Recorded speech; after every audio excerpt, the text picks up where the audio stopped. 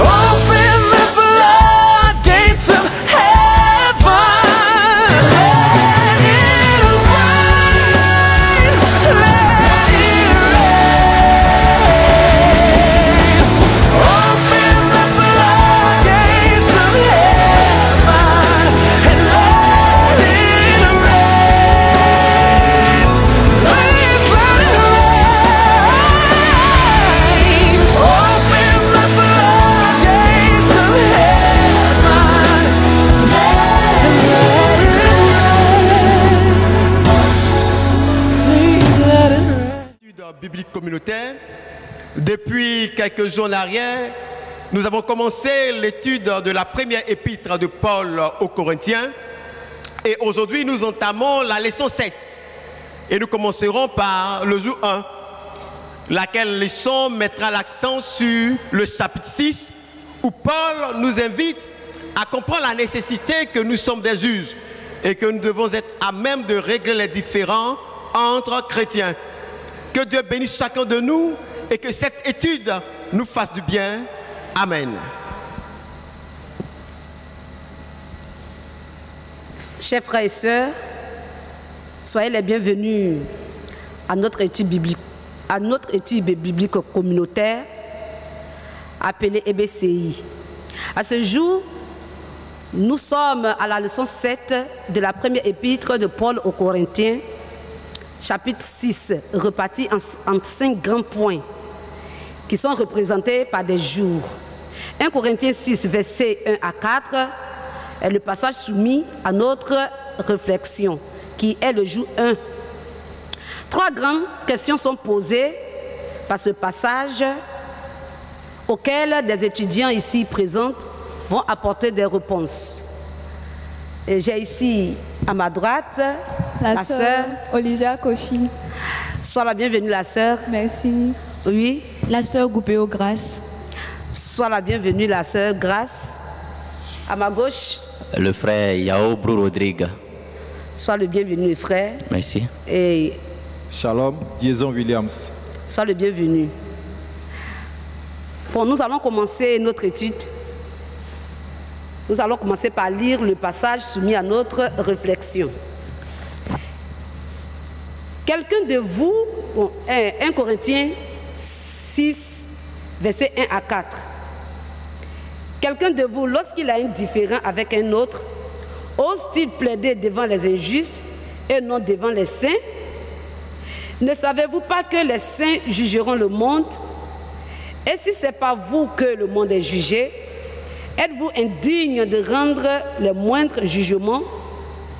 Ne savez-vous pas que nous jugerons les anges et nous ne jugerons pas à plus forte raison les choses de cette vie? Quand donc vous avez des différends pour des choses de cette vie, ce sont des gens dont l'Église ne fait aucun cas que vous prenez pour juger. Ici, c'est dans la version 8 secondes. J'aimerais demander à une sœur ou un frère qui a une autre version, que nous puissions bien comprendre. Ok, donc nous allons passer au questionnaire. Comme je le disais, il y a 3 grandes questions qui sont posées. Et nous avons pour titre à ce passage « Compétent pour juger ». La première question. Que se passait-il parmi les croyants à Corinthe? Je reprends la question. Que se passait-il parmi les croyants à Corinthe? Après le passage, après la lecture de ce passage, la question nous est posée de savoir ce qui se passait parmi les croyants à Corinthe.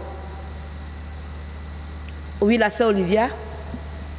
Selon le passage que nous venons de lire, on se rend compte qu'à Corinthe, il y avait des différends entre les chrétiens. Et c'est ce que Paul a fait ressortir ici. Et se trouvait que lorsqu'il y avait des différends, ce sont des personnes de dehors qu'il prenait pour juges. Et Paul a déploré cela dans le passage que nous venons de lire. Est-ce qu'on peut comprendre ce que veut dire différent? Différent, on peut dire des disputes, des discordes entre frères. Ok. des palabres, voilà, si Ok. on peut le dire. Qui a une autre contribution à apporter? Ok. Bon, ainsi donc, on va passer à la deuxième question, si tout est clair. La deuxième question. Pour quelle raison Paul insistait-il que les différends entre les frères, entre les croyants, soient réglés par les croyants? Pour quelle raison Paul insistait-il que les différends entre les croyants soient réglés par les croyants? Oui, le frère disons.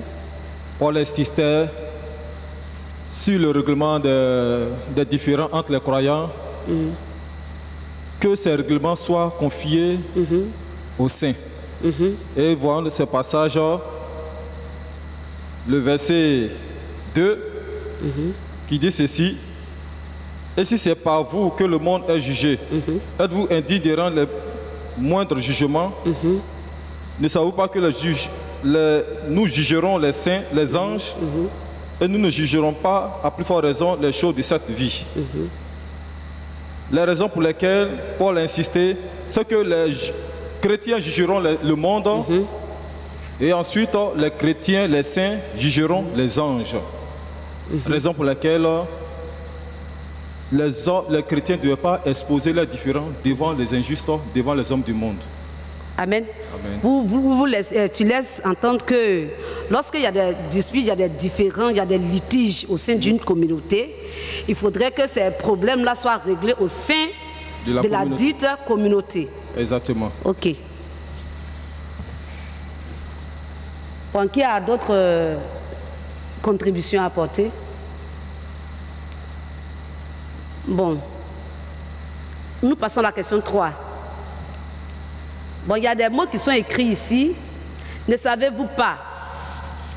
On a ouvert les djemés, on a écrit ne savez-vous pas? 1 Corinthiens 6, verset 2. Ne savez-vous pas? On a ouvert les djemés, on les a fermés. 1 Corinthiens 6, verset 3. Pour moi, qu'est-ce que ne savez-vous pas, c'est répété à plusieurs fois, 2 fois, dans ce petit passage, pour ma préoccupation personnelle. Oui, le frère. Ok, je pense que les réponses que nous devions donner à la question numéro 2 devaient être basées sur ces références qu'on nous a données. En quelque sorte, on voulait nous demander de relire ces passages, que c'est là que se trouvait la réponse aux questions qu'on devait donner à la question 2. Voilà, c'est là que se trouvent normalement les réponses à la question 2. La question 2. Oui. Ok. Donc, on passe à la question 3. Révision. C'est-à-dire 1 Corinthiens, chapitre 2, verset 12 à 16. 1 Corinthiens, le chapitre 2, le verset 12 à 16. Je fais la lecture. Quelqu'un, oui, Olivier a fait la lecture. Or, nous n'avons pas reçu l'esprit du monde, mais l'esprit qui vient de Dieu, afin que nous connaissions les choses que Dieu nous a données par sa grâce. Et nous en parlons non avec des discours qu'enseigne la sagesse humaine, mais avec ceux qu'enseigne l'esprit, employant un langage spirituel pour les choses spirituelles. Mais l'homme animal ne reçoit pas les choses de l'Esprit de Dieu, car elles sont une folie pour lui, et il ne peut les connaître parce que c'est spirituellement qu'on en juge. Verset 15. L'homme spirituel, au contraire, juge de tout, et il n'est lui-même jugé par personne. Car qui a connu la pensée du Seigneur pour l'instruire? Or, nous avons la pensée de Christ. Merci, chères sœurs. Nous allons passer à la question. Puisque la lecture a été déjà faite, comment les croyants sont-ils équipés pour être des juges? On dit comment les croyants sont-ils équipés pour être des juges? Vois également Jean 14, verset 17, verset 26, Jacques 1, verset 5 et Hébreux 4, verset 12. Donc, le frère Rodrigue va lire Jean 14, verset 17. D'accord.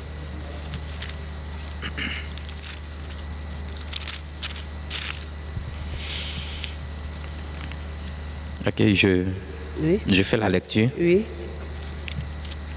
Jean chapitre 14, le verset 17, il est écrit: L'esprit de vérité que le monde ne peut recevoir parce qu'il ne le voit point et ne le connaît point, mais vous le connaissez, car il demeure avec vous et il sera en vous. Amen. Amen. Celui qui a trouvé le verset 26. Les frères, pendant que lui il lisait, d'autres. Le verset 26. Oui, oui. Mais le consolateur, l'Esprit Saint, que le Père enverra en mon nom, vous enseignera toutes choses et vous rappellera tout ce que je vous ai dit. Amen. Amen. Jacques 1, verset 5. Si quelqu'un d'entre vous manque de sagesse, qu'il la demande à Dieu, qui donne à tous simplement et sans reproche, et elle lui sera donnée. Merci, sœur. Hébreux 4, verset 12.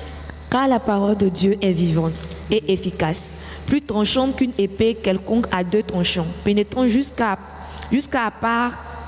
partager l'âme et l'esprit, jointure et moelle, juge les sentiments et les pensées du cœur. Bon, à la lumière de ces lectures, nous allons pouvoir répondre à la question posée. Comment les croyants sont-ils équipés pour être des juges? Oui, la sœur, grâce. Les croyants sont équipés pour être des juges par le Saint-Esprit. Par le Saint-Esprit. Nous le voyons dans 1 Corinthiens 2, verset 12. 1 Corinthiens 2, verset 12. Ok. Qui d'autre a une contribution? Aussi, nous pouvons ajouter 1 Corinthiens chapitre 2, verset 13, où il est parlé de la sagesse. Il dit, et nous en parlons, non avec les discours qu'enseigne la sagesse humaine, mais avec ce qu'enseigne l'esprit, employant un langage spirituel pour les choses spirituelles. Les enfants de Dieu sont équipés de tout ce qui est spirituel, dans la mesure où nous-mêmes nous sommes spirituels. Voilà, et c'est pourquoi c'est nous qui devons juger de ce qui est spirituel et non le monde qui ne sait rien de ce qui est spirituel. Merci, cher frère. Que le Seigneur te bénisse. Bien, vous avez aussi quelque chose à ajouter? Un ajout. On pourrait lire également Jacques chapitre 2, verset 13. Car le jugement est sans miséricorde pour qui n'a pas fait miséricorde. La miséricorde triomphe du jugement. Il faut dire, le chrétien aussi doit être équipé de l'amour de Dieu pour être un juge. Amen. Amen. Amen. Oui, une dernière Ce que réponse. je voulais rajouter, selon le verset d'Hébreux 4, le chapitre 4, verset 12 qu'on a lu, le croyant a comme équipement la parole de Dieu. Amen. Amen. Merci, chers frères et sœurs. Merci pour cette dernière préoccupation, pour cette dernière question. Nous retenons que nous avons tout en Jésus-Christ. Ne nous laissons pas juger par le monde, mais alors c'est nous qui allons juger ce monde. Que le Seigneur nous bénisse. Amen. Nous allons passer maintenant à notre synthèse qui est présentée par le frère Assoro. Chers frères, que le Seigneur te bénisse. Amen.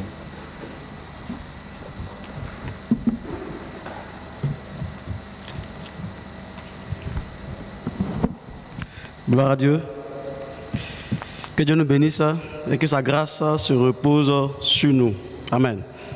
Nous allons faire la synthèse en juste 5 minutes de la leçon 7 au jour 1 que nos bien-aimés frères et sœurs ont pu répondre aux questions, 3 questions qui nous ont été posées au jour 1.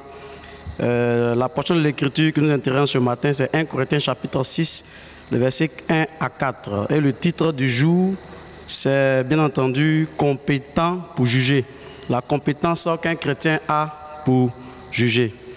Ici, qu'est-ce que nous pouvons retenir? Ben, toutefois, sachant ceci, l'apôtre Paul, dans sa lettre à l'église de Corinthe, aux frères et sœurs de Corinthe, il a énoncé un certain nombre de choses sur l'état moral de l'église. Et bien entendu, des éléments pour pouvoir recadrer cet état-là. Ici, il relève ceci dans le premier verset du chapitre 6.